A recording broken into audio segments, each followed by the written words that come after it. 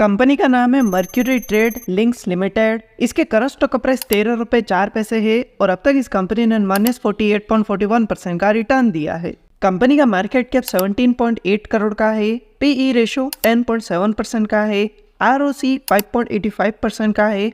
ROE 4.52% का है और कंपनी पर डेट 0 रुपीज का है। कंपनी का रेवेन्यू 2017 में था 34 लाख का, जो कि 2025 में हो गया है 113.02 करोड़ का। अगर इस कंपनी के ओवरऑल रेवेन्यू को देखें तो कंपनी का रेवेन्यू इंक्रीज हो रहा है। कंपनी की नेट इनकम 2017 में थी 5 लाख की, जो कि 2025 में हो गई 1.65 करोड़ की। अगर इस कंपनी के ओवरऑल नेट इनकम को देखें तो कंपनी की नेट इनकम इंक्रीज हो रही है। कंपनी की सेल 2017 में थी 0 रुपीज की, जो कि 2025 में होगी 113 करोड़ की। अगर इस कंपनी की ओवरऑल सेल को देखें तो कंपनी की सेल इंक्रीज हो रही है। कंपनी की कंपाउंडेड सेल ग्रोथ 715% की है और कंपनी की कंपाउंडेड प्रॉफिट ग्रोथ 46% की है।